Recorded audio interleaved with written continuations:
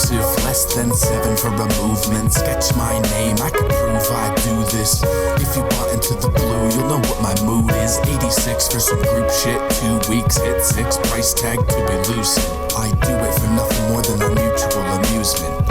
I don't ask for a price, I just do it. Vampires in the music are the ones to get the deuces, same as all the other satanic institutions. Nobody will ever give a fuck about my music.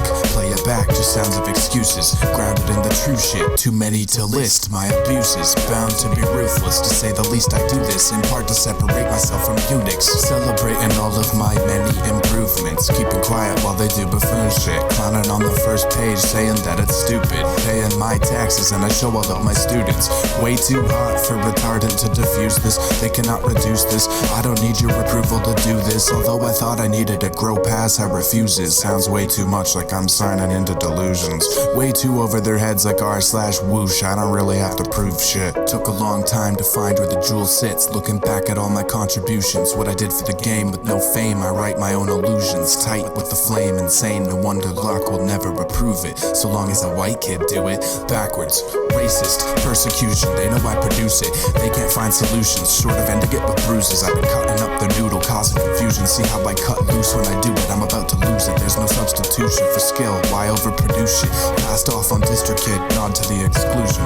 Those in the loop are just happy that I'm back to it. On another level, cause I don't lack movement, I don't have to it. If I take a day off, I come back to it. Deus of my own brand of rap music. See electricity when I'm rhyming, got a degree in the shining. I'm not asleep when I'm writing, I could be dreaming the finest. And I don't see how I'm lying, I need to read to design it. I want some peace from my line and a shade of feet I'm refining. Like ink I fill Capeline, I got a belief in what I am. But I repeat till I'm flyest, I got a path and it's winding. But I see past the moment I'm in, past a flow in time and lack a motive for the shining.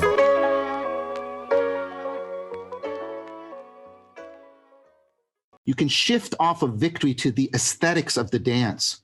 There's a beauty in that is an that's independent of victory, that you can come to appreciate for its own sake. Jung describes the juxtaposition of astrological and Christian symbolism, and it's a brilliant book, and it's terrifying because he outlines the concordance between the levels of symbolism over several thousand years. And it's obvious when you read the book that no one plotted this. It's not a conspiracy. Whatever's going on to make that concordance occur isn't something that we understand. And it seems to be best understood as one of these situations where the narrative and the objective touch. The saturation of Christianity with fish symbolism, Jung associates with astrological movement of into the house of Pisces. And so he describes how a drama, so ancient people saw a drama played out in the sky, and that was a projection of their imagination. And that projection contained symbols that were associated with the emergence of Christianity. And so you can see in that the alternative explanation is that there's this unfolding of a symbolic landscape over centuries or millennia that's part of human biological and cultural evolution, but that starts to touch on the religious anyways when you describe it in those terms. Like it's the operation of a natural cognitive process, let's say natural/cognitive process that supersedes any one individual or any one culture.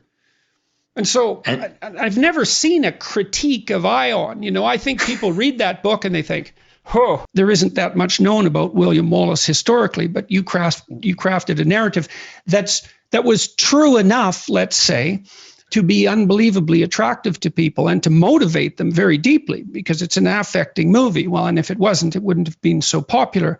And so there's a truth in narrative that I think is even deeper than historical truth. A truly profound narrative truth is like the average of a whole variety of historical truths. And so it's the essence of historical truth. So it's even more true than what we would consider, say, eyewitness history, because eyewitness history is it's one battle, and there's maybe an epic theme in that battle. But then imagine that you could look at 1,000 battles and you could and you could extract out from that what was canonical about heroic victory across all 1,000 battles. You see something like that happening in the Old Testament, and the narrative thread is really quite deep. Societies emerge, formulate, fall off the path, worship false idols, collapse.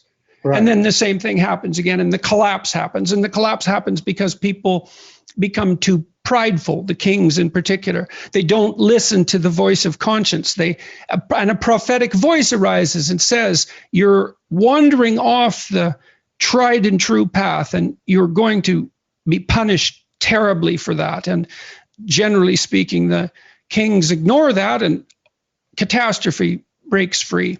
And you see, and in the Old Testament in particular, there's the promise of the ultimate state in some sense. There's utopian promises that run through it, the search for the promised land. And then so strangely, you see that transformed into something that's not really political in the New Testament. You see that the promised land becomes the nature of experience as a consequence of a particular form of moral being.